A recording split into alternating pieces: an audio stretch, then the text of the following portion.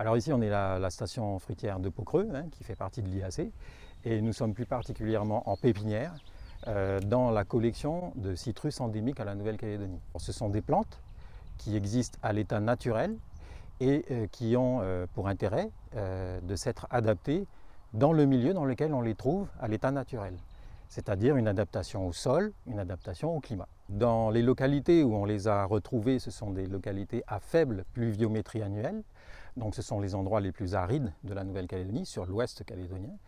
Et donc, comme elles se sont adaptées à ces conditions difficiles de sécheresse, on pense que ce sont des plantes utiles, ce qu'on appelle l'intelligence végétale, qui vont pouvoir permettre de cultiver des agrumes, mais en utilisant moins d'eau d'irrigation. Une voie possible d'utilisation de ces plantes en agronomie, c'est de les utiliser pour leur capacité à être des porte-greffes. Donc les porte-greffes, c'est les plantes qui vont avoir les racines dans le sol, sur lesquelles on va, entre guillemets, coller des variétés, par exemple des mandarines, des oranges, des citrons, des pomelos, et qui vont pouvoir permettre une meilleure production dans des conditions plus adaptées. Le fruit n'a pas d'intérêt au niveau gustatif, hein, n'a pas de saveur. Par contre, il a des arômes très puissants.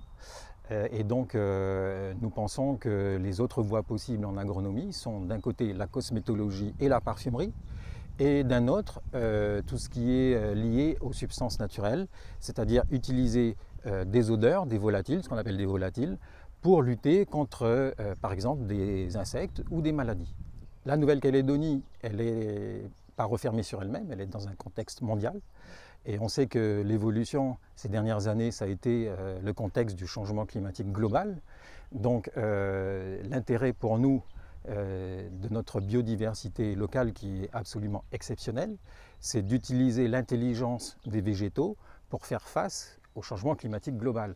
Donc les enjeux sont en Nouvelle-Calédonie, mais ça pourrait aussi développer des filières économiques intéressantes pour la Nouvelle-Calédonie à l'échelle internationale.